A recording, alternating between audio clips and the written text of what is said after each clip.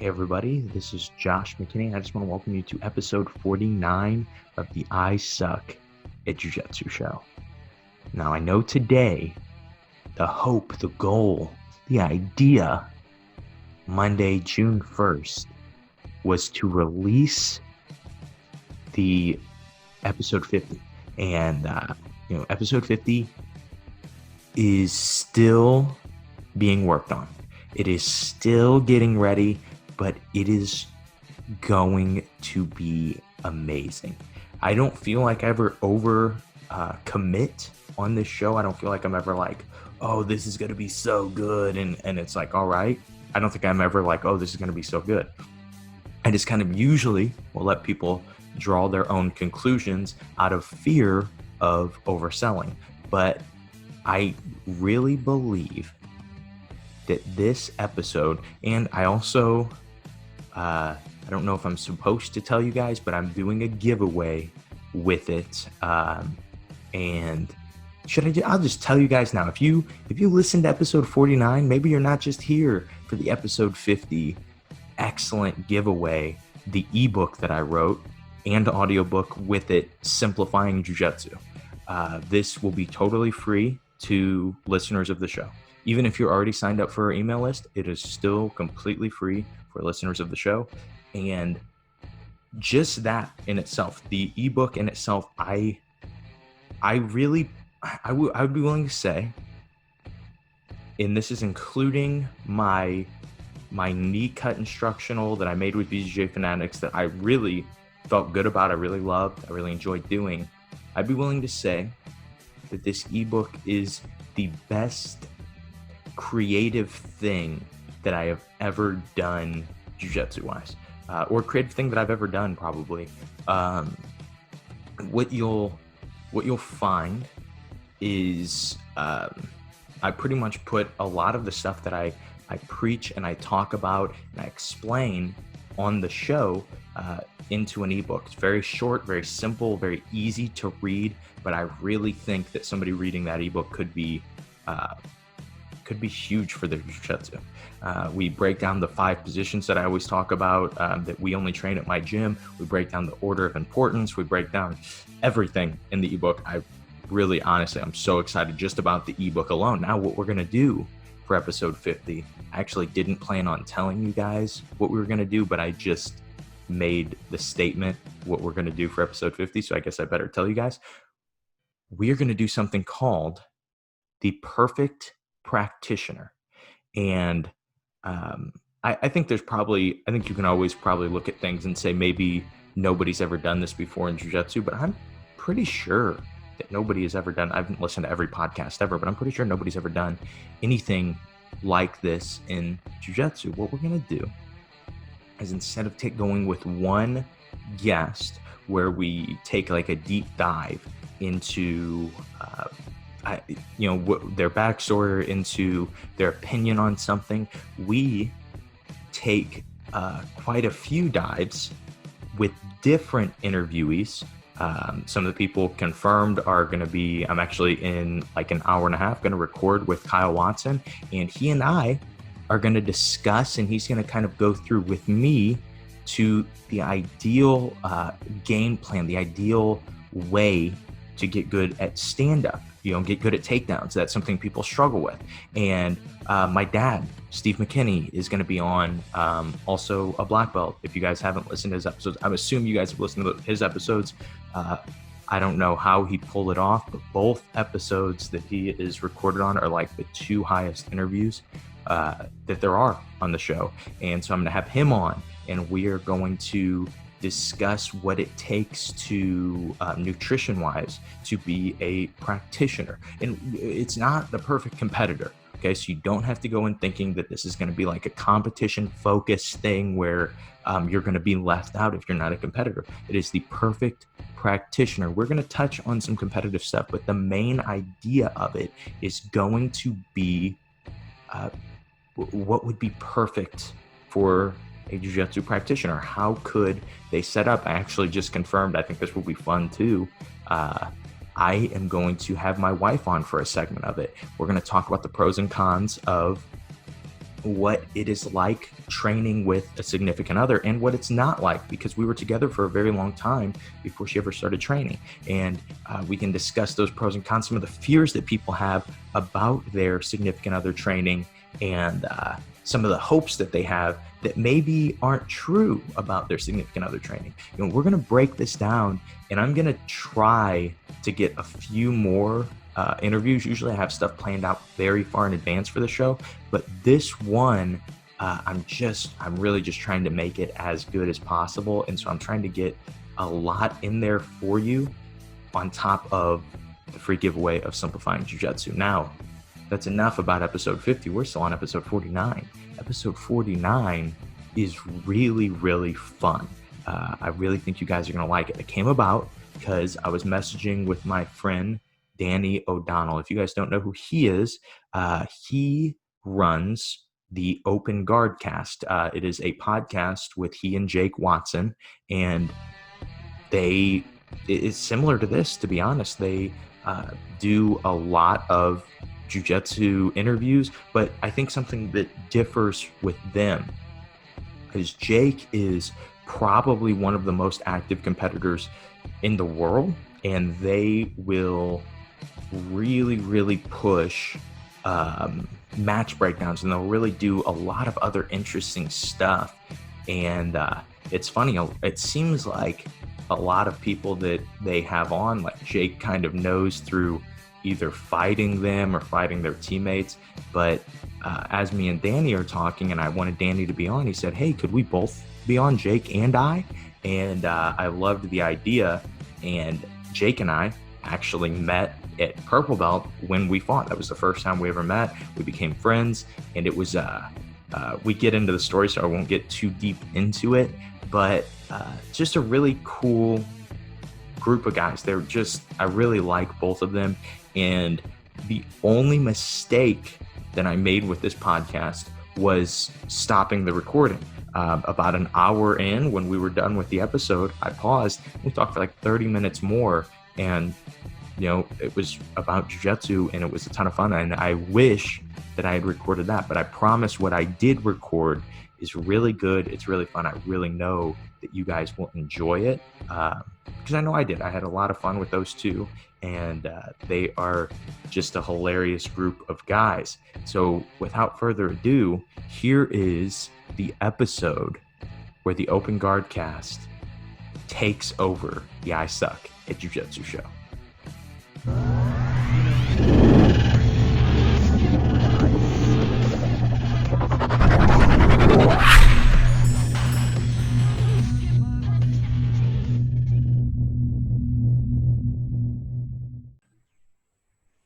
All right, I'm sitting down with my buddies Jake Watson and Danny O'Donnell. How are you guys doing today? Good. How are you doing? Good, man. You guys both paused, waiting for the other guy to say something, and then you both said it at the same time. It was, I don't have the sound yet. yeah, it was almost like you guys, I don't know, like you guys got something going. So you guys should start a podcast or something. That's a good idea, Josh. That's a fantastic idea. Yeah, we thought about it. Yeah, and so if you don't know who Jake Watson and Danny O'Donnell are, they probably do a lot of other relevant stuff, but they have a great podcast called the Open Guard Cast, and they basically at gunpoint said, "Hey, we're coming on your show," and I like, who was I to say no? They overpowered me, and so that is why they're here. That's why we're talking and we're hanging out with these guys. The real story is I get an email because Danny is smart, right? So Danny knows how to work this thing called Gmail, right? And he made a calendar. I don't even know how you this is not a joke. I don't know how to make a calendar in Gmail or like a Google Calendar. Yeah, Google Calendar. What the hell? A Google Calendar. So I get an email saying Open Guard Cast Takeover with Josh McKinney. I'm like, I love Josh McKinney. I love his show. Are we going on Josh McKinney's show, or is he coming on our show? And then it turns out I didn't even have to push record today. You did for me. So that's pretty much the difference. Dude, that's beautiful. That's beautiful. What do you guys use to record your podcast? You Skype. You use Skype. Yeah, we thought about doing Zoom, but I don't know. I was just kind of doing some research before we started it. And it sounded like the audio was a little bit better on Skype, Mm-hmm. but I don't know. I kind of feel like when I listen to podcasts, the audio is better when people record with Zoom. I do think that my audio was better with Skype because that's what I used for a long period of time. But it was the ease of being able to invite people. That was the only reason I switched to Zoom, is because like you guys get that email and it marks on your Google Calendar and it's so easy. In Skype, like it's just people have to have Skype and stuff like that. People don't have to. You just click a button. I'll go with that, to be honest. Yeah, we've had like multiple guests who were like spending 15 minutes trying to look up their names in Skype. I saw Danny laughing, but while you were talking about it, I know the person he's thinking about. Like I know the exact. Could you guys not get them on?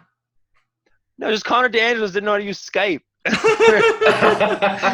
And we're like Connor, this is the link. Just follow this link. Like, just what's your name on Skype? And he sends us like his full name, and then he sends us his email, and then he said, and like, dude, it's a live colon, a bunch of numbers.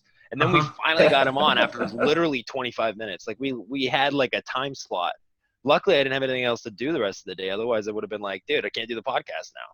It's pretty embarrassing on both ends. So worst one that I did was I was going to interview Kenny Florian. I was super excited, nervous about it. So I was like, I need to make sure I cover all my bases. And so you can send people invites through different ways, like through email, through a calendar invite on Zoom. Yeah. And so I was like, I'll just send them all the invites. I'll send them every single one. I didn't realize I was creating a different meeting room each time. So the first 7 minutes that we're supposed to be on, I'm like, man, this guy must be busy. He's not showing up. He was waiting in a different meeting room for me to start the podcast. That is funny. That was one of my favorite ones you did, by the way. Yeah, did you like that? That was probably my favorite one to do. I thought that he was, besides this one, of course. You know, besides this. Do you even have to say it? You didn't even have to say it, right? Yeah. See, I'm not done with this one, so I can't reflect and say this is my favorite episode. I just know it's going to be, right? This has been my favorite one of your episodes, just even in this past 6 minutes. Just kidding. So, just wanted to start, I wanted to just ask you, Jake, you have two big super fights, or a super fight and a division that you have coming up. Is that correct? It's two big divisions, actually. So they're both okay. There was talks that I was going to fight to him, but I've been going through a lot of changes in my diet lately. I'm just trying to find out what works best for me to maintain 185 if I was going to fight at 185. But I don't want to. I want to go up to 195 because I like lifting and eating a lot. And like I said I've said about it before on our episode, Natalia Chantry she's the probably the best sports nutritionist I've ever seen. And she has been like she's like, hey, everything you're eating now, stop eating it. Eat what I tell you to eat. And then I've been doing that for like the past 21 days. I lost like 9 pounds and I've stayed the same muscle. Like I feel like I'm just as strong, just as fast, better cardio, but I've lost a bunch of fat, which is awesome. And I've just been trying to go through all that. And it seems a little stressful to fight at like 200 pounds and then still be like 182, which is what I'm at right now. Mm-hmm. So I decided I was going to wait to fight to it until I was a little heavier. But I am probably next in line for a title shot, so that's really cool. Nice. Yeah, dude. Either I don't know yet, but either Lovato Jr. or Marcos Tinoco is looking like the two possible avenues I would go down. But the two that are actually coming up that I'm like 100% committed to is Third Coast Grappling on June 6th, and then the week after in Florida, Jits King, which is a crazy bracket. Do you see that bracket, dude? Yeah, that is. So who do you have first in which one did I see the schedule for? I think the Jits King one. Who do you have first in that? Jits King, I don't know. That's a 16-man invitational. They're not releasing the bracket until a week before. But the Third Coast, I know the bracket of. I'm fighting Lucas Valente first. Okay. I fought Lucas Valente once. I think I was beating him 2-0. And I feel like this is a great avenue to tell a great story. But he footlocked me. Okay? So he footlocked me. But you would think, man, Josh, is that it was at Worlds, I think I would have placed if I would have beaten him at brown belt. And you would say, Josh, is that the worst time you've ever been straight ankle locked? And the answer to that would be no. So one time the situation is this. It's no-gi worlds. I'm a purple belt. It's my second year training or competing at purple belt no-gi worlds. My first year, I lost to Benjamin Silva by ref's decision in the placing round. And so I'm really feeling good. I'm like, okay, I'm just looking. I don't recognize the first name. He's this like 12-year-old kid. I don't have any worries with him, so I'm just going to just ignore who that is. And I'll have Dante Leon in the second match. And so I start to I'm like, man, I'm starting to look up stuff about this kid. It's really hard to find stuff because he's young. I'm like, man, I can't find anything about him. Well, I'll just go out and wing it. And so he straight ankle locked me in like 7 seconds. And his name was Jake Watson. And it was a really, and then to just add insult to injury. So I won't name the company, but if you looked back on my Instagram, you could figure out who it is. I had a sponsorship and they were just moving into starting making rash guards. They made one rash guard and gave it to me as their sample. And they're like, hey, we want you to wear it so we can get pictures of you at competing at No-Gi Worlds. I was like, cool. Well, I got submitted so fast that they didn't get any pictures of me. And then they never talked to me again. I didn't know that. I'm so horrible now. This is true story. So Jake literally submitted me so fast that I lost a sponsorship. They never talked to me again. Okay, 7 seconds is not that I would put it past my purple belt self to do something like that, but I was not. It was a good exchange, and then eventually the fight wound up ending by submission. You put me in deep half, and you almost swept, and it was a back and forth exchange. I found a footlock. Don't. Okay. We're friends. Okay. Yeah. We're friends. He found a footlock. But he's also bringing up just a lot of feelings in my. Sorry, you were asking me. Oh, you set me up. You set me up for that. Yeah, that's in the biz. That's what we call an avenue there. That was the Lucas Valenti, the footlock, the whole darn thing. You were pandering. Yeah. So just kind of, and Jake, I just asked you something, so I kind of will direct this at Danny, but probably have both of you answer. What made you guys want to get into podcasting? Let Danny take care of it first. So for me, it was, I'm like a huge jiu-jitsu nerd. So I know you had, I think it was Jeff Serafin on who was talking about how much competition you watch. I watch like a ton. So I'm like really into like the upcoming blue and purple and brown belts and stuff. And I just felt like a lot of the jiu-jitsu podcasts, they seem to have like a lot of the same guests on. A lot of well-known black belts and all that. Like there's kind of a lack of interviews with some of the guys who are coming up. So I just wanted to create something where they kind of have and people would kind of get to know them before they became like the big break. That makes sense. Jake, is his microphone going in and out on yours? It's going in and out a little bit. Yeah, it's very little. Like people understood what you said, but I just noticed that it was. Go ahead, sing for us, Danny. Sing. Does it sound better now? Yeah, I think it's one of those things. Do you have your like voice activation on? I'm glad this is a casual podcast. Let me try turning it off and then. Dude, that's all I know about any technology is you unplug it and plug it back in. Yeah, and if it's one of those things that are too small, you just grab some rice and you put it in there overnight, and then it'll work again. Any better? Yeah, I don't know about that. I've never done the rice thing. Well, neither have I had to. I've been pretty fortunate up until this point. Yeah. All right, is that any better? Yeah, dude. I think that might be good. We'll test it, and if not, we'll just talk over you a bunch. We'll just be really mean. Yeah, that works. So, Jake, what made you want to start podcasting? Okay, fun story. I really wanted to be a news anchor, actually. I didn't want to be a jiu-jitsu athlete until I was 17. So I did jiu-jitsu from like 12 all the way, I was 12 when I fought you. But I'm just kidding. No, from 12 until like 17, I was doing, jiu-jitsu. There was a time where I was doing MMA and I quit that. But I wanted to be a news anchor because I was in this video production program in high school. And then going into my senior year, I just something clicked and I wanted to do jiu-jitsu. And I always had those kind of like, I love media and I love filmmaking. I love making music. I love a whole bunch of stuff outside of jiu-jitsu. But podcasting is something that I've always wanted to leave a unique legacy with my jiu-jitsu, right? I don't want to just be I don't even want to be remembered for what I've done. I want to be remembered for what I've showed other people can do and like how I've helped the community instead of just being that guy who's like me, me, me, me, me. I want it to be everybody else, because I think that there's power in the people who are on the couch who need something to do, not just the power in the people who are, quote, like special athletes who are, top. And Danny and I have known each other for a very long time, actually. We didn't really become like close enough friends to do a podcast together until like maybe last year. But I remember like Danny has done articles with the Arizona Jiu-Jitsu Federation, and he's even done some stuff for Gracie Mag, right? Yeah, just a few.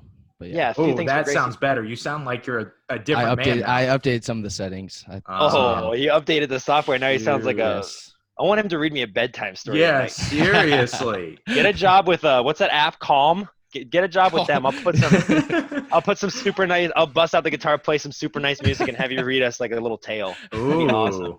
That'd be sick. That's a segment. That sounds better. Sorry about that. Sounds fantastic. Yeah, seriously. I don't even want to do the podcast anymore. I just want to hear you talk. Can you just tell me stuff about your life? I'm not going to ask you anything though. Yeah. Please read the full monologue from Taken when I need a deeper voice for that. and a slight Irish accent. That's That's funny. Okay, so you guys started this. It hasn't been that long. What, 3 months, 4 months, something like that? Yeah, the beginning of January was our first episode. Are you serious? Yeah. We've only been going for 4 months? Oh my God. I thought it was going way longer than that. And the reason I remember that is because it was right after the Fight to Win in Scottsdale in January. And like we wanted to I guess we kind of wanted to commentate it to start, but we felt like a lot of the people like weren't getting the proper credit that they were due, that were competing on the card. So we kind of did like a little breakdown where we talked about their backgrounds, like their strengths and weaknesses, what the good matchups were, stuff like that. And we just kind of wanted to put that out there first, just so the people in the Arizona Jiu-Jitsu community could have that and listen to it. And we're still trying to get commentator slots. Like I think that it's kind of hard for me, because oftentimes they'll be like, do you want to fight? And then I'll have to, like, I always want to fight.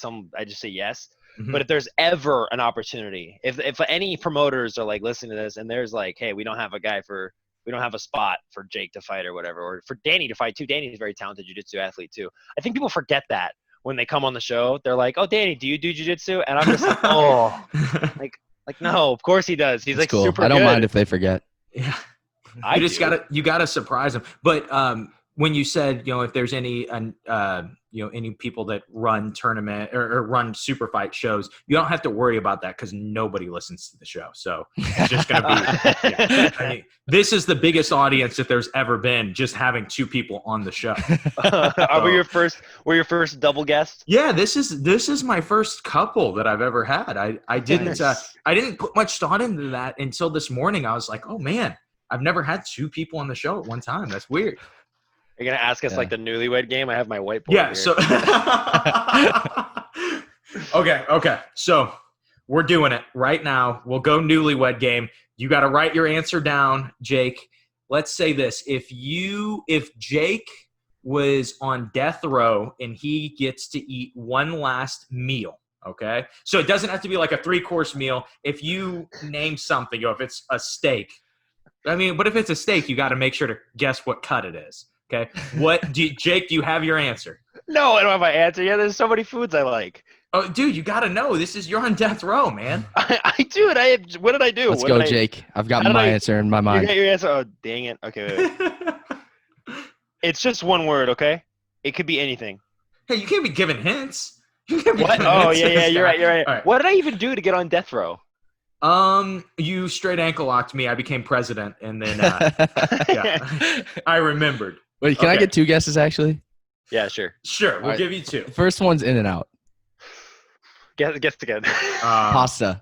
Ooh, pasta. Yes. So while we're on pasta, are you a red sauce guy, a white sauce guy? Red sauce for sure. Rigatoni with sausage, dude, is insane. It hits different. It does. It's so different. You kind of delivered that to me like I was not aware of what rigatoni was, like sausage was. Like, have you ever heard of that? Well, I don't know. He said In-N-Out burger, and I was like, well, yeah. But if it's my last meal, man, like In-N-Out's like something I like. If I'm cheating or something like that on my diet, I'm like, man, what's a good thing I can get right now before I lose my mind? Then it's like in and out. Pasta takes time, dude. It takes love. It does. It takes like a patient heart. You know? It does. And you can, and that's like, when you're eating, it's not just about calories, proteins, and fats. It is about love. That is. And it's about quantity. Like, I don't care. When I look at a bowl of pasta, I'm not counting the calories. I'm counting the bowls. Yeah. Like, I have to at least have 3. And I will force myself, dude. A 43-year-old sweaty Italian dude could cook a bowl of pasta, and if it's good, I can still feel a mother's love in that dish. You know what I mean? That is true. That is true. Because somewhere the recipe came from a mother. Oh, without a doubt. 100%. Pasta was made by the Italian goddess. It was not made by no Michelangelo or whatever. No, it was pasta is its own entity in the world that requires a certain level of intelligent culinary understanding to be able to even partially grasp how much it means to Jake Watson. It is a. Can we move on before I? You're gonna be like, let's hope if you ever decide to get married, that your wife does not listen to this episode, because when you have your wedding vows, there no way that are going to top your comparison to pasta. She's going to be like, you felt this way about pasta on a podcast, and you just came up with that off the top of your head, and this is what you said during your wedding vows. Yeah, I just kept talking. Sometimes I just talk, and you ever seen that episode of The Office where he's like, sometimes I just talk and see where the conversation takes me. Yeah, everything is improv for me, dude. Dude, I'm not smart enough to hold on to thoughts too long. It's too. That's what podcasting is. So, what date do you fight Lucas Valenti? June 6th. June 6th. Okay, so this podcast will come out just a little before. It'll come out June. What is the Monday, first Monday in June? I think June 2nd, 3rd, something like that. Who knows? It doesn't matter, but it'll come out before this this fight.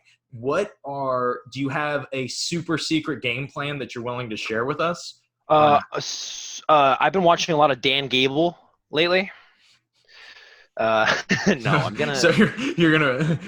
No, I'm gonna pull guard. Obviously, I always pull guard.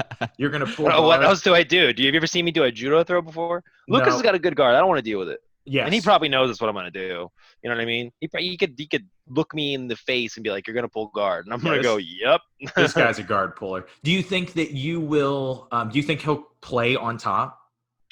I think that he'll, if he has to. Yeah. I mean, Third Coast rules are a little wacky. Which is okay. I mean, they watched my episode or our episode. They watched our episode and they were like, "Hey, you're gonna love the rules, I promise." Because I said on Open Guardcast going over the event, I was like, "Yeah, I don't really understand the rules." And Danny and I were laughing because we're like reading the rules, not understanding them on our own. And they put out the video of the rules, like literally the day after we released the podcast. And I was like, man, like. Not one, cool. People are reacting to our episodes. Awesome. 2, I still don't understand the rules. What do they have in their rule set? There's overtime. Okay, so I will say this right now. I think overtime in jiu-jitsu is I think it's dumb, but yes. I don't want to say dumb definitively. Like, I don't want to say – I think that we just haven't found the right way to do it. I think EBI rules are probably the dumbest thing ever, and I do mean that. Mm-hmm. Third Coast Grappling is trying to just like they're trying to make it exciting for the audience, but I still think that overtime is just weird. Like, if you want to make it more exciting, you should just be really. I think if we did like IBJJF rule set, but really assertive with stalling calls. Like, what if it was like, okay, you stay in the same position for 15 seconds. Like, even that 5 seconds. 5 seconds is a long time. You could still make a point that like.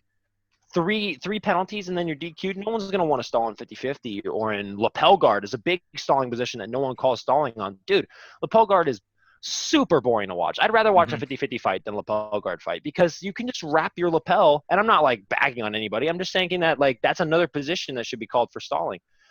And Third Coast is doing a good job. They put on awesome shows. I'm super excited to fight on it. I just think that overtime's pretty weird. Like there's like so it goes to overtime. If you don't score 11 points, right? It's either first one to 11 points or a submission wins. But if it doesn't go to 11, you could be up by like 10-0. And if the match ends and it's 10-0, you still go to overtime. So it rewards stalling in a way if you can just play around the rules. Yeah, it's just like EBI. Yeah. EBI submission only rules is like, I could just get destroyed the whole match and not get tapped out and still go to overtime and win the match. It's like you're not rewarding in a way. It's like you're almost not rewarding good jiu-jitsu. You're rewarding like good evasiveness. Mm-hmm. I could stall in any rule set. You could. There is not a rule too. set. You got a game plan to stall. Yeah, in every there is rule not set. a rule set that I wouldn't figure out a way to stall. But I'm going to give you guys. This is my invention of the perfect rule set for jiu-jitsu. And since you guys seem to have a lot more drive to go out and do stuff, maybe you guys can do something with this. But Beautiful. I'm really fine with IBJJF rules. The big thing that I absolutely hate about them are the refs' decisions, right? Because I'm American. Okay, so if you know what I mean, like if you were, Jake, I told you earlier I wouldn't bring up your race in the podcast, but you're a white guy, right? And so I lied. I brought it up. Everybody knows now it's on the table. But Scottish, Irish, German. Yeah, I'm not saying that there's anything nefarious going on. I'm not saying that the white guy never wins the decision. I'm just saying, statistically speaking, it just happens a lot less. And so I think that having just knowing that you are winning is the most important thing, or knowing that you're losing is the most important thing.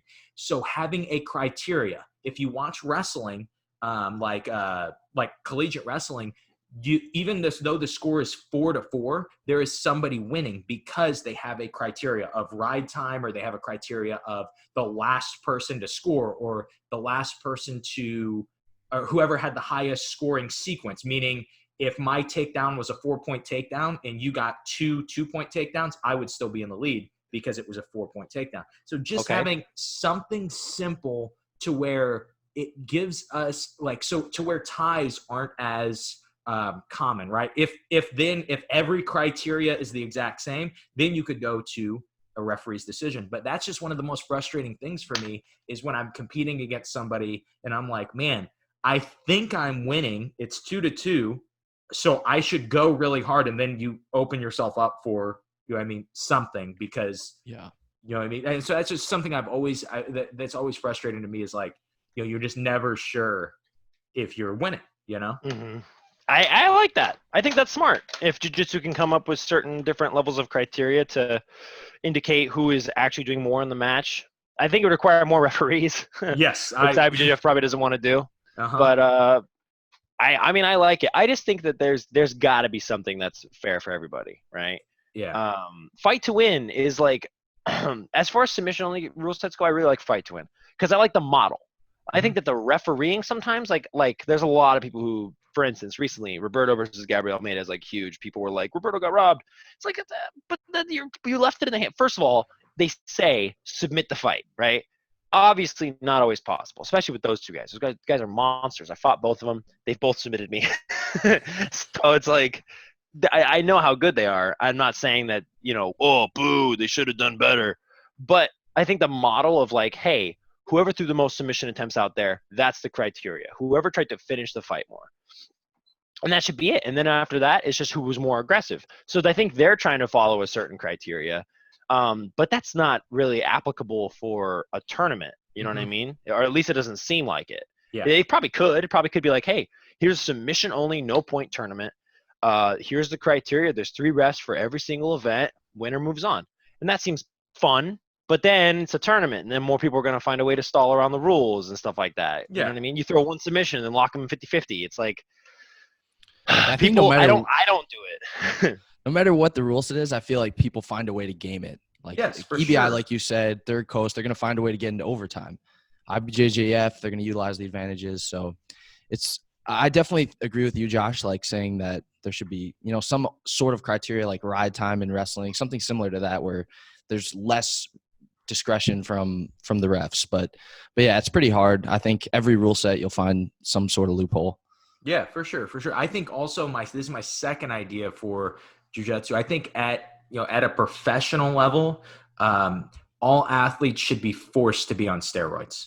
I love that. All steroid league. I just, then it's even, then we, because there's no way we're going to get all the people that are on, I was going to name some percentage that probably was pretty close, but the 95% of adult black belts that are on, there's no way we're going to get them off. So let's just take the guys that have the morals that say, hey, no, I don't want to be on. I don't want to do this, and say, hey, to compete, you've got to be on. You got to be on the gear, man. Or here's another suggestion. In powerlifting, they have tested and untested divisions. Okay, we could have a tested tournament for a certain amount of money and an untested tournament. You're sacrificing your health and the fact that you're going to die when you're 50, and then you're saying, hey, lovely, you can start a family and be healthy on this side, but less money. The kind of thing, you know what I mean? Like maybe it's like $80,000 cash prize for the steroids guys to pay for their future health bills. And then the guy over here is like, maybe a $5,000 cash prize, something similar to Jits King. So basically what you're saying is every division would just be you, me, and Roberto Jimenez the whole time in the untested or in the tested division, and then everybody else in the other side. Yes. And then the winner of your bracket faces the winner of the other side. Yes, but I am allowed to wear no gi and they have to wear a gi. Man. Yeah. See, and I can do heel rolls.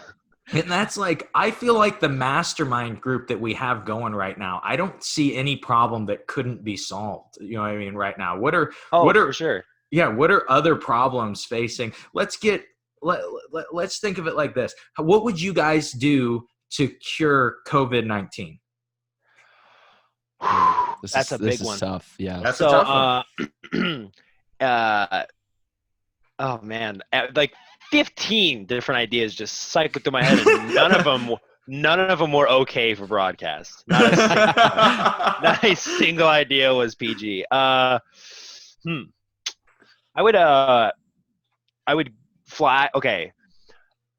Do I have access to any content that is fake? Like, let's say, because this is a bit completely hypothetical. Let's say hypothetically I had Ant-Man's suit.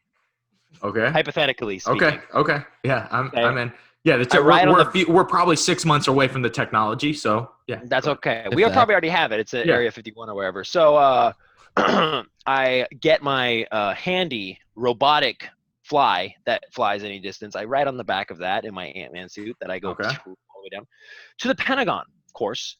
And I, overhear some conversations over the next couple weeks. I snack on a couple crumbs because they're huge compared to me at this point. Yeah. I can survive for months off of this. Yeah, one piece of pasta, dude. You're one piece of pasta is my house. Rigatoni.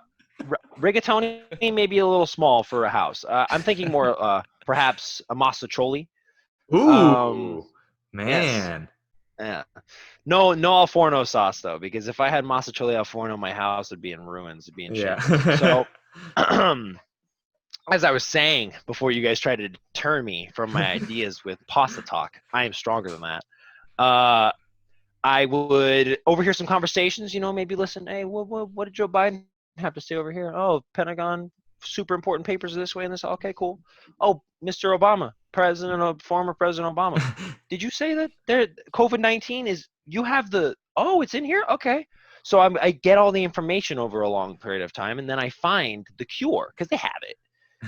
And then what I do is I just find like the the hypothetical global ventilation system that is in the center of the U.S. It's like the one big sprinkler that goes to every sprinkler in the world. Yeah. In the whole U.S. This is hypothetical, by the way. I know there's multiple different sprinkler systems, but I like to think in my hypothetical universe there would be one, and I would just pour like just enough in there, just a drop. Boop, just a drop, and then the whole United States, and then eventually the world, just from the breath of those who are cured, cures the world. This was stupid. This was a dumb bit. This is the worst bit. This is the worst bit I've ever done in my life, and you let me run with it. Like, how could you? You committed to it, man. You stayed with it, and you were all in. I think we were going to start booing, actually, in a second, but you stuck with it the whole time, and that was what was really impressive. I made this post the other day. They were talking about Gary Vaynerchuk on flow grappling. I saw that. And I made a comment in like quotations, Gary Vaynerchuk impression. And dude, like that is just what you reminded me of just now. Just you saying you owned it, you stuck with it. You're in here. I was like, dude, this guy is Gary V. That's all he does. And it's always sucky when like imagine if we just taught jujitsu like that. Like, you have a guy that is just for the whole round trying to Americana somebody on top of them from close guard. And you're just like, dude, it was stupid. It was a bad idea, but you just kept pushing forward. And that was what we're after. You know what I mean? We're just, You owned it. yeah, you owned it, man. In your heart, in here. So I would never do that. Well, I wouldn't either, but maybe you're accusing me of being Gary V-ish. Maybe I would. I don't know. But just back to the original question on starting a podcast. What is your guys' kind of Jake, you kind of answered this, but Danny, you didn't as much. What is kind of your guys' end goal or big goal that you have for your podcast, if anything specific? I think it's really just to spread jiu-jitsu and try and get more people into it. I think we really try to like not just talk about them as athletes and their competitions and training and stuff, but just try and get to know them as people and just kind of make them more relatable. Because I think a lot of times you see these guys like Leandro Lowe and Marigali and you just think they're superheroes, but a lot of times they're just regular people just like us every time they are. So we're just kind of trying to get that side out of them and just kind of let people know like how many interesting and different types of people are into jiu-jitsu and that pretty much anyone can get into it.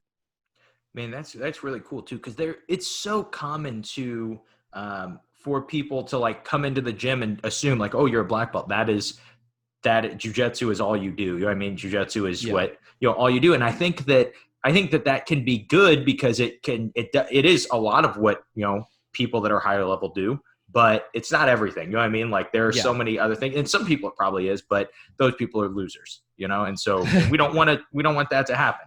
And so just on that note, is there anything that you guys do that people wouldn't expect, like that isn't jiu-jitsu related?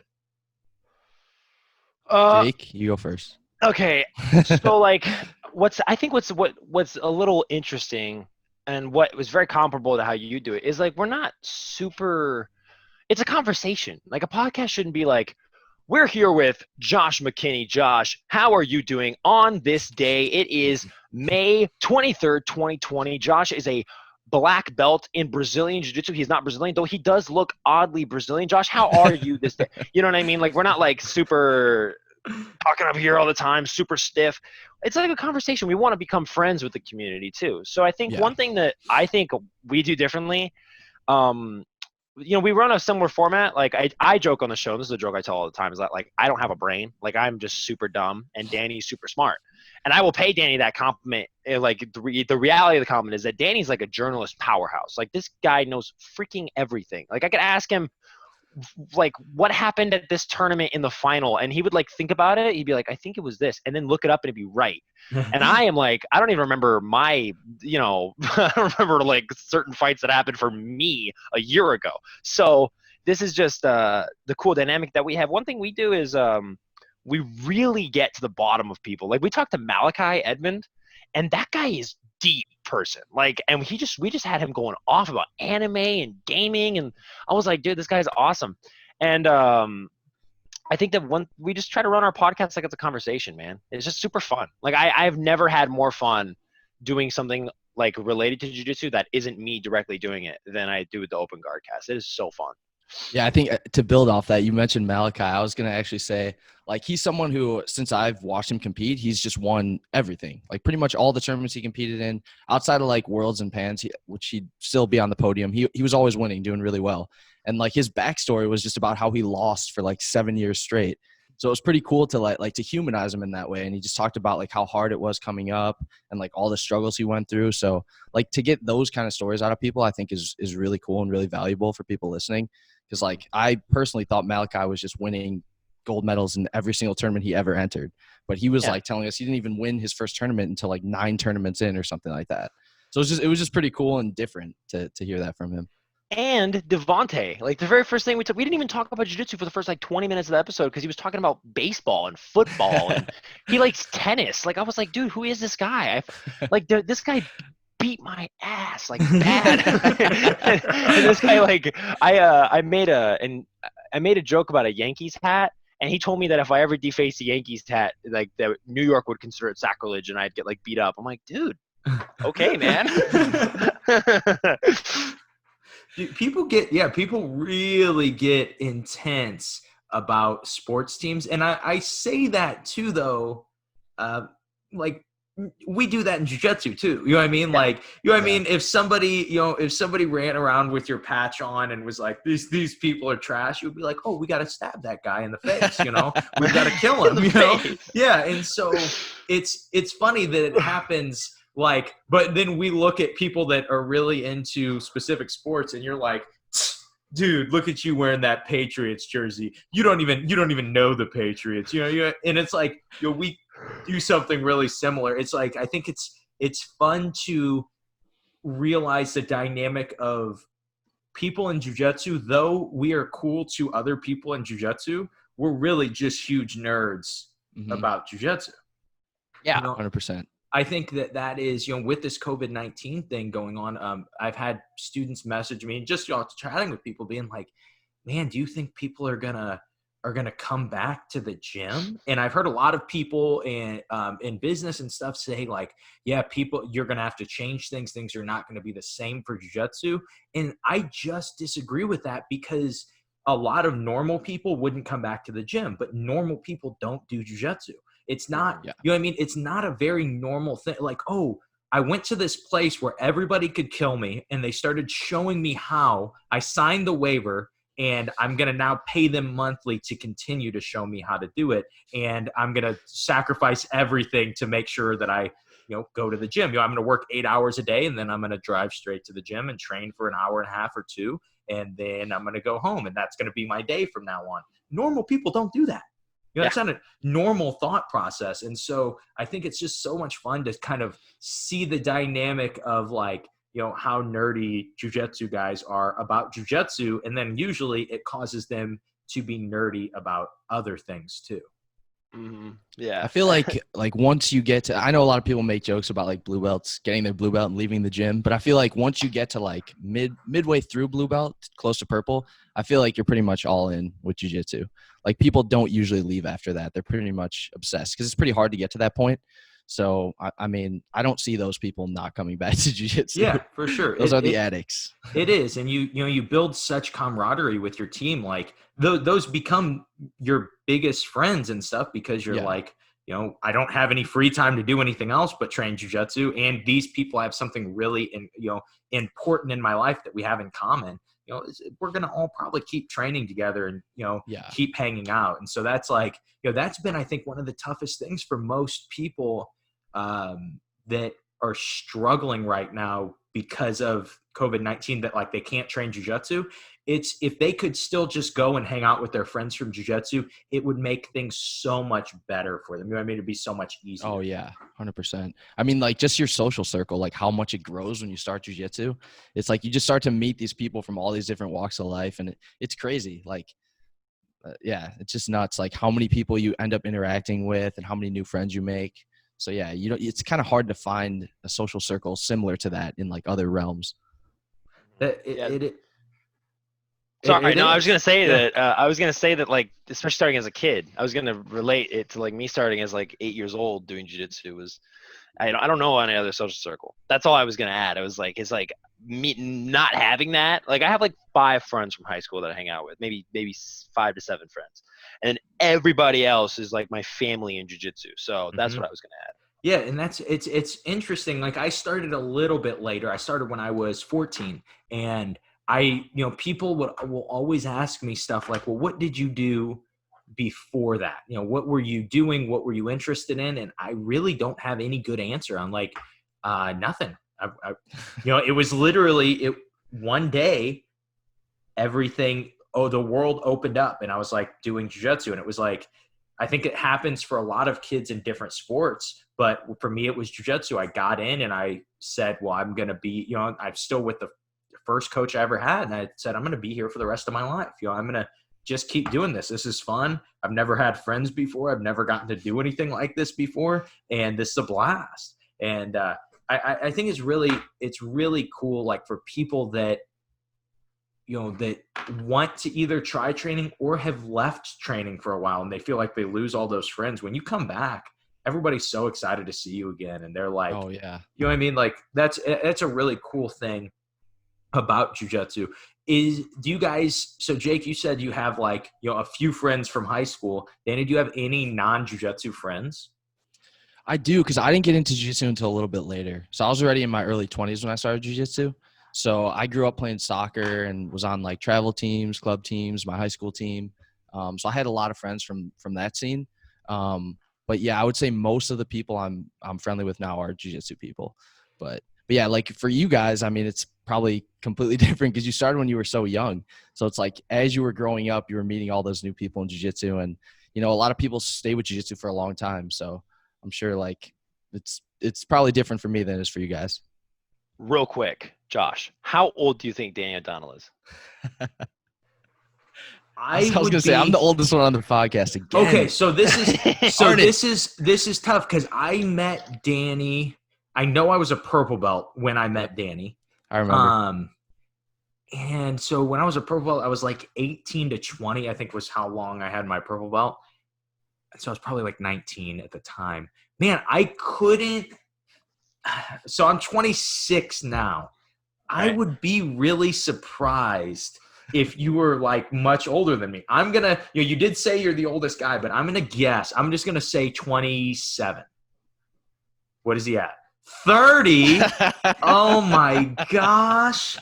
Dude. How do you even about still 17, so can't grow facial hair. How do you even train jiu-jitsu anymore? Like, you get like my body's supposed to be so broken. The only reason I ask everybody, the only reason I ask anybody how old he is anymore is because it does not work in my brain that he's 30 years old. He does not look 30 years old. I look the same age as him. See, I'm 22. Had I have met you, Danny, like just today, this is our first time meeting, I would have guessed way younger. I would have, but knowing you, I think the first time we met was like, I forget what the tournament was called. It was like Kozin or something like that. So this is a pretty cool story too. I don't know if you want to tell it, but No, that was like the first professional jiu-jitsu tournament I ever went to. So it was like an 8-man purple belt, like invite only tournament. I think it was like maybe 170 or 180, something like that. And you got invited. There were some guys from JW Wright School who got invited. My cousin got invited, and I think it was 8 people. But anyway, it was in this high school gymnasium, and it was pretty packed actually. And they were just doing one match at a time, like fight to win style. And I remember Josh fought my cousin first round, and my cousin's a beast. His name's Tim Liddickson, and super strong, really technical. And him and Josh just had a war.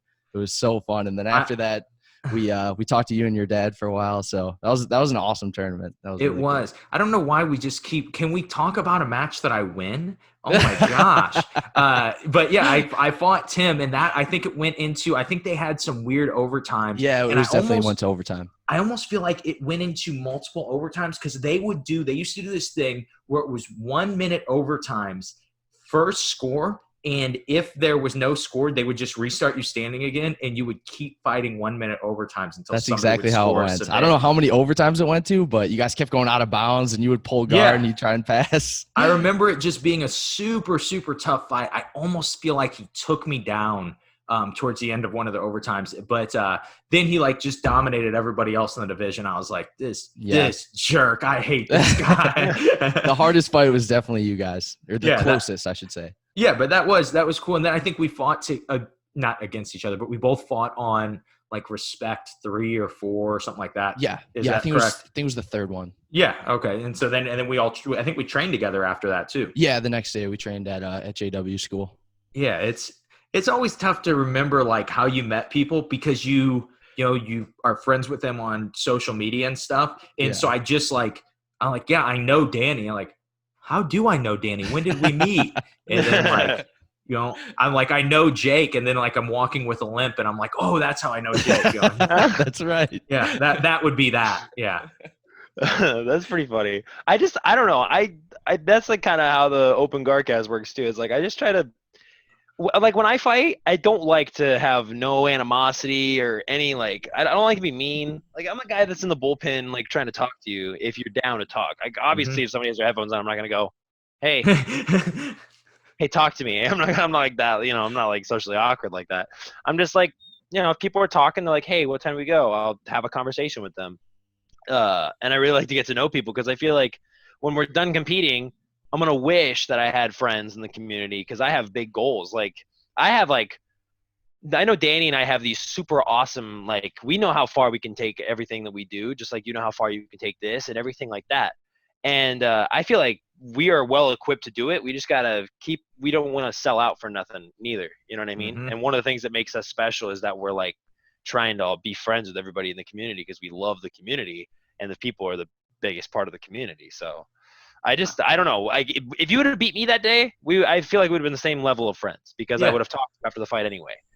Well, I think I want to say that you and I talked before the fight because I'm very similar to you with that. Like, just not, I don't, if I try to be angry and stuff, I don't do as well as a competitor. I do much better when I'm loose and I'm just, and I'm calm and I'm having fun. And so like, I'm almost sure that you and I don't remember what we talked about, but I know we had some kind of conversation like leading up, just sitting in the bullpen, talking about like, oh, hey, we're about to fight. Yeah. Oh, cool. What kind of shoes do you like, man? Yeah, sweet. It was Worlds 2015. That would have been That was my time fighting Dante. I fought Dante Leon that year, and dude, like, I was like so upset with that fight. And I love Dante. Dante's a sick fighter, but he like totally. It was just the weirdest fight ever. I thought it was gonna be an insane clash of styles, like epic, and then it just wasn't. It was a totally like slow fight that did nothing really happen, and I remember I lost by like an advantage. And I was so upset. I was like, dude, I wanted to win so bad. That was the quarterfinals that I lost that year. And he was as a competitor, he's really, really good at playing the right game. And he does that. You seem like he does that with most guys, but that was a perfect example of it is, he recognized how you were playing and he, was not what you normally see out of Dante, which is like super, super forward and just always trying to get on your back. And that's just not how he played against you. You know what I mean? And so I think it's really cool to see that and to see how certain competitors can prepare for, specific fights. Like for me, it's like, man, I got like one move. And if I hit you with it, I'm probably going to win 50% of the time. But if I don't, like, I don't know. It's just, we cross that bridge when we come to it. It works 50% of the time. All the time. All of the time, and so, that's pretty much all the whole fight is. So just kind of transitioning for this, I wanted to get into this earlier, but we've kind of been on about a 55-minute tangent so far. We haven't really talked about anything. Yeah, what I really wanted to kind of talk to you guys about is just, one of the big things we focus on in this podcast, besides just like having fun on it, is talking about like training efficiently and effectively. And so just on that, do you guys and whoever can go first, if we're looking at somebody that wants to start training, and let's say the open guard cast is going on the road and you guys are doing seminars together, as co-podcasters. We had actually, before this podcast started, we had talked about you guys sharing a bed for some reason. I don't know why I was involved in that conversation. Something about a twin-size bed you guys were going to share. I don't know. Weird. But I'm interjecting. Go ahead. I'm interjecting. Go ahead. Wow. How could – talk about throwing under the bus. My God. I am so far underneath that bus, I'm dead. I said – being crushed. Danny was talking about coming to Third Coast, and I said, hey, Danny, we're not, after our 100th episode, we can start to share a bed. We can't share a bed yet. It's our 22nd episode lately. Twin size. Okay. I don't even fit a twin size bed alone. That is what was said. I was just throwing that one in there. But back to it. You guys are teaching a joint seminar. Let's say I'm a blue belt. I just got my blue belt, and I ask you guys, I'm like, hey guys, I suck at jiu-jitsu. How do I suck less at jiu-jitsu? What would you guys tell me? I'll let Danny go first. I would say that you should probably start by focusing on one thing at a time. I know this is something you talk about, Josh, but I feel like a lot of times people are really scatterbrained in jiu-jitsu, and I fall victim to this all the time. Like, I want to work on everything. Mm-hmm. But I think if you kind of focus on one position at a time and really understanding it, then it gives you something to build off of, and that can lead to other positions. So I think obviously keep an open mind and just start with whatever position you naturally gravitate towards, put time into that, and then keep working your way up from there. I understand he said keep an open mind. An open guard is an open mind, just by the way. True. Yeah, I second that. And I think the consistency, just like if you're trying to build muscles at a gym, right? You can't go twice a week and then once a week and then 3 times a week and then once a week and then not that week and expect to get like any sort of real good progression. You should go as often as you can. And I think that a little bit of time studying, just like what Danny said, the positions, and really dedicating it to yourself as if you're trying to learn like a different skill. Keep in mind, it's just a skill. It's just a big skill. So if you can really dedicate yourself and remain consistent with jiu-jitsu, and you're talking about a new blue belt, I know we joked about it earlier, like they're going to quit, but like a lot of people get their belt and they do take a vacation and they do become a little lax, because white belt's hard, man. Like white belt is hard to get past. Like 3 years sometimes of your life that you're the same belt and you're lining up at the end. Like you're always the beginner student. And then you get your blue belt, you're like, oh my God, I'm blue belt. And then you take a little break. That happens and it's very real. Man, when I got my black belt, I really like felt this kind of like lethargic feeling, because I was like, man, I just dedicated 13 years of my life to jiu-jitsu and I finally did it. And then all of a sudden it took me like having a tournament coming up to be like, oh dang, like now I got to win. Mm-hmm. So I was in a little bit of a different situation, but I think just staying consistent with jiu-jitsu is so important for a new blue belt to do. And dude, I didn't even think about joint seminars. We should do a joint seminar. You know how sick that would be? Oh my God. You can do all the teaching. I was really hoping that you guys would just have totally different answers to that question. Like Danny would be like, focus on one thing, and Jake would be like, focus on everything. That would have been awesome. That would improvise until you make it. Yeah, it's just keep doing crazy stuff. So then I wanted to, so that's usually actually my question that I finish with on the podcast. But with you guys having your own podcast, and this is something that I was asked on my show before, and I was really curious as to your guys' answer. If you could, and you both can answer, if you could have anybody on your show, you know, regardless of anything, we could even say dead or alive, who would you have on your show? I want to have, okay, so I have 2 answers. All right. Okay. My first answer is someone who's alive. I want to have Benson Henderson on our show. I feel like that he is an extremely good example of a great father, a great husband, and a great role model. And he's also seen the highest high in MMA, mm-hmm. and he's seen the jiu-jitsu community as well, and he's been an active member of that. So I think it would be so super beneficial to have him on the show. Just because I like, not only is he one of, I don't really like have to have heroes, because I don't like to see anybody in the world as a hero, but if I did have one, he'd be one of them. And then dead or alive, just like an outlier to have on the show to be able to talk to. Man, probably, I think I'd like to have Renzo Gracie on. Ooh. Having Renzo Gracie. You know Renzo's not dead, right? But you're saying dead or alive, and he probably does not even know that a person could be named just Jake. Like, I am so not in his scope of people who he knows. You know what I mean? Like, he does not know me at all. And like, that's just my name, by the way. It's just Jake. There's no Jacob. So he probably I did not know your name is just Jake. It's just Jake Watson. Yep. There's no Jacob. So apparently, I was named after a New Zealand cult film, actually. So there's a New Zealand cult film called Once Were Warriors, and I'm not even gonna explain it because the plot of it is super dark. There was a time where my dad named me, where he was he really likes beer, and named me during that time. And man, it was I tell people who've seen the movie, you know what I mean? Like, I met a girl from New Zealand one time, and she was like, and I told her, "Do you know the movie Once Were Warriors?" She's like, "Yes." "How do you know that movie?" I was like, I was named after that movie. She didn't talk to me after that. It's a pretty dark movie. Dude, I feel like that would be a really good way to meet girls in New Zealand. Just be like, "Hey, I'm Jake. You know that movie?" Like, "Oh yeah, I've heard that." It would not be, because the movie's about a guy who beats his wife. Anyway, no. Yeah, horrible movie. Yeah. So I totally went on a tangent about myself. I apologize, Danny. It's your turn to answer the question. I thought of my answers like halfway through yours, but I think the first one would be Ryan Hall, just because he was like such a high level jiu-jitsu competitor and he made such an awesome transition to MMA. And I love the way he fights MMA, which I know a lot of people don't, but he's just so like good defensively and he balances that with like these really unique attacks. So I think Ryan Hall and he's just a genius. And then Crone Gracie would be another one. Just because I haven't heard him on a podcast before, and like his jiu-jitsu is just incredible, and I really like the way he fights MMA too. Mm-hmm. Having one of the Diaz brothers would be cool too, to be honest. That would be fun, man. I always think about it though that like someone like Crone, he's scary to me.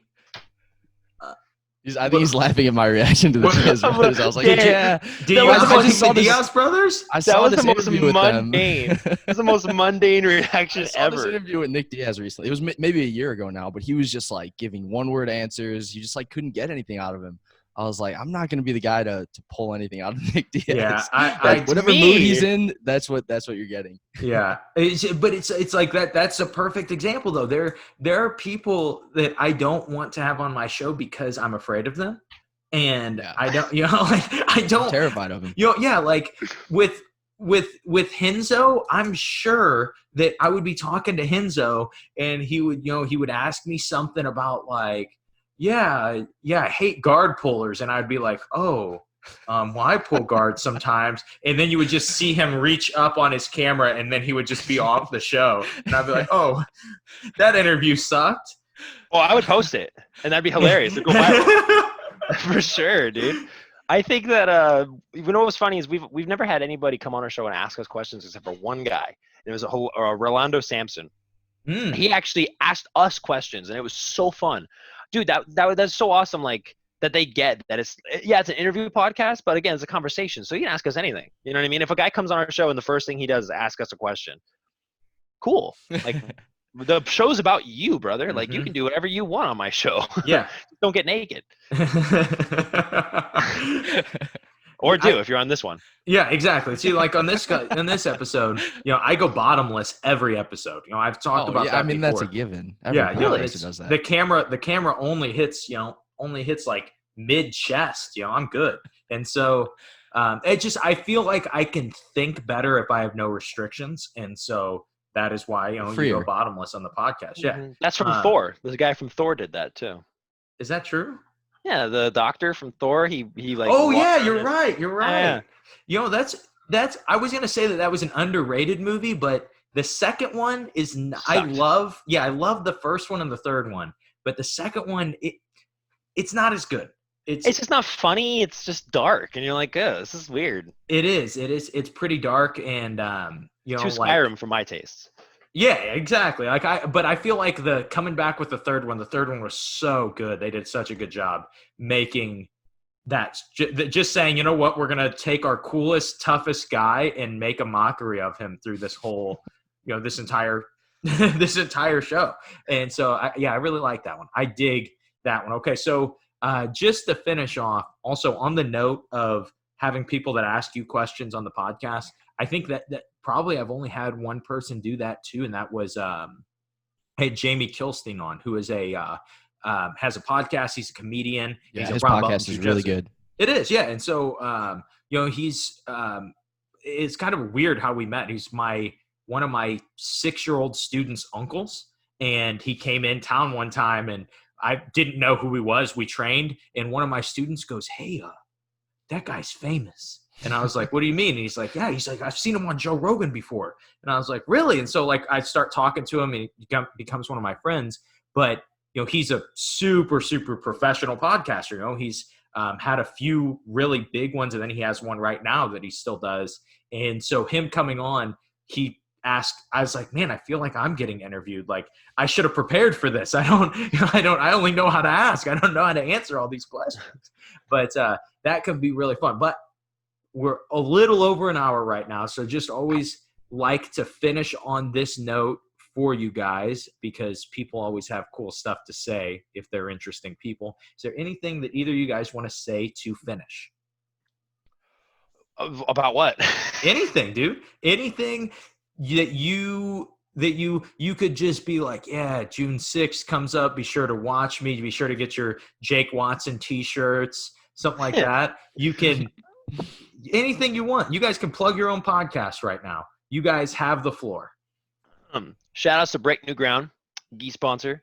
Shout outs to the Open Guard Cast. You guys can follow us and listen to us. I am trying to come up with different things I can do, like to introduce the episode and everything like that. As soon as this whole thing is over, we're going to be making like different additions, you know what I mean? Because Danny and I do it co-host. We want to like eventually come up with a studio and everything like that. It's going to be sick. Just, yeah, man, follow us. We're going to have Josh on for sure now. He has to come on our show now. I wouldn't do that if I were you guys. He's going to take over. Just like 100% you're going to take over our podcast because we took over yours. And then we're going to have you back on again. I stay very politically correct. I stay very politically correct on my podcast, but I get super racist on other people's podcasts. So hey, man, I'm white. What are you going to say? You guys have been warned, just so you guys know. Hey, man, you can't make me feel bad for the mistakes of my ancestors. It's okay. No, it's all Asian. It's all anti-Asian stuff. And so, yeah, it's super, it's super offensive. And we won't chime in. We'll just listen to you. So I think it's okay. That's why I said I didn't want to have Jackie Chan on the podcast because I knew that would offend you. Messaging us constantly. Yeah, he's been messaging us, and I know that if we brought it up, this one thing we didn't want to talk about before the show was Josh was like, dude, just don't bring up any Asian people. And I was like, okay. It's kind of left field. I can't bring up any Asian person I know. That's cool.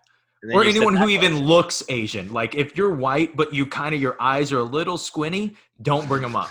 That's why I said my friends from high school. I have a friend in high school whose name's Austin. He's half Asian. So it's my gosh. You wouldn't know it unless you asked. If I was allowed to pick one person to fight to the death without any repercussions, it would be Austin. Just for oh man. Oh yeah, we're definitely having you on for sure. Yeah, that went off the rails. Okay, Danny, is there anything you want to say to finish on that note? No, I'm going to completely change the subject. I think everyone should watch Jake on Third Coast Grappling, June 6th. The bracket is super stacked. There's like a bunch of world champions in it. And then after that, he's going to be on Jits King and then maybe Fight to Win after that. So obviously keep up to date with our social media and stuff. We're going to post everything about Jake. And Josh, we really want to have you on our podcast. So hopefully that happens really soon. Yes, of course. I'd be happy to be on. If you guys get the chance, be sure to watch Jake. He's a very exciting competitor if you're not fighting him and losing sponsorships because of it. But I feel so bad about that, dude. You know what's funny is like shortly after that I got sponsored by Kings. Oh man. You should have photoshopped that company's logo onto Jake as he was getting his hand raised. It wasn't King, so at least they didn't cut me. So I actually, this is, I know we're over, but this is actually another funny story about sponsorships. So one time I got sponsored, it literally was the most random thing in the world. I got a message from this girl who I don't know, and she goes, "Hey Josh, follow you on Instagram. And I really thought, we're looking for sponsors for Maeda." And she's like, "We don't sponsor any non-black belts, but we can give you this black belt sponsorship." And so like I had been sponsored by a few things and they would like send me t-shirts to wear. And that was the sponsorship. Well, they send me this contract and it was like over the top. Like as soon as I looked at it, I was like, well, this is stupid. I definitely don't deserve this. Like I am nowhere near as good as she thinks I am, but I am signing this and sending this back. And so like they had like a number, some ridiculous number, like we will send you this much worth of gear. I was like, I could run my gym with that much worth of this. Like, this is crazy. And so they send me all kinds of stuff. Everything's going great. Well, then she, I don't know if she gets fired or she quits or something, but things don't, she's no longer my contact. They didn't want to sponsor me anymore. They weren't, they were kind of like, I think they did. The new guy came in and was like, "Hey, who is this kid that we're sponsoring? This is a really bad business choice right now."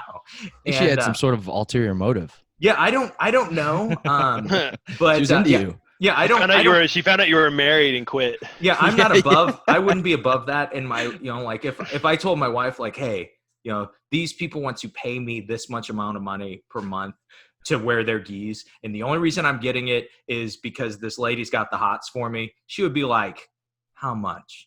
How much are they sending you? What do you mean? $100 a month. What? Yeah. She'd be like, okay, yeah, that's fine. Go ahead. See ya. That's enough for me. Put it in my name.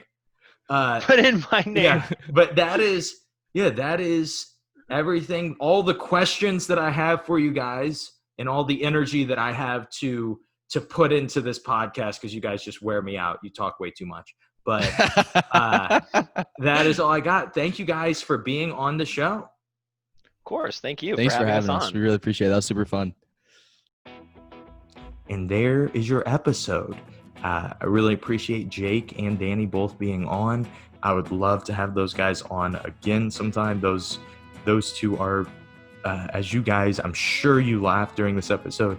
As you guys know, those two are just a really fun group of guys. I really enjoyed chatting with them, just talking jiu-jitsu, and it was the first time I ever did an episode with three people at the same time, right? And it really gave the feeling of, and maybe if you're not a competitor, you don't run into this as much, but there are certain tournaments like Worlds or Pans or just something big where you travel to them and you see faces that you only see at those tournaments.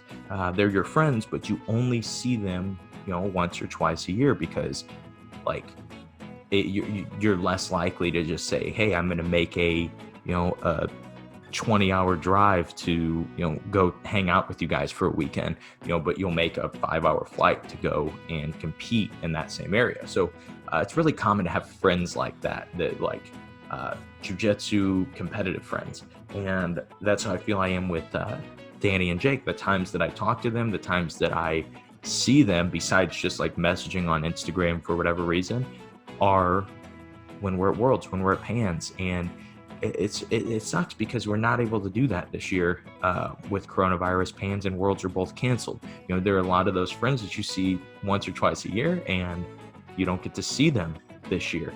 And so as much as that sucks, as frustrating as that is, it was really cool to still get that feeling, to get to sit down with two of my buddies, which would have been really common. We get to the tournament and it's Purple Belt Day, and I see my two friends, Danny and Jake, and I go sit down by them and just intrude on their conversation and, talk to them for an hour. That's super common for jiu-jitsu. So it was really cool to get that feeling, even though we didn't have Worlds or Pans this year. And I really miss that. And I know that there are probably people out there like me that do. A lot of maybe people that wanted to compete at Worlds or Pans for the first time this year, and they were discouraged. They weren't able to do it. I would love to hear from you guys if that happened, if you were going out to compete at these tournaments and you couldn't do it. Maybe even you had to cancel your flight, you had to cancel your everything, your hotel for it, because you had already had it purchased. You had planned on and worked so hard for these tournaments, and you can't do it. That can be very frustrating. I remember when I was a blue belt, I was really, really sure that I had a chance to win Pans. And right before Pans that year, I got mono. And when you have mono, you can't train. It's supposedly very dangerous because your liver can swell. And if you get hit in the liver when it's swollen, it will explode and you will die a very gruesome death. And so I didn't want that to happen. And so I wasn't able to compete. It was very frustrating. And you kind of have that feeling this year, at least I do, with Worlds. I was not able to compete. My jiu-jitsu has felt better than it ever has before by far.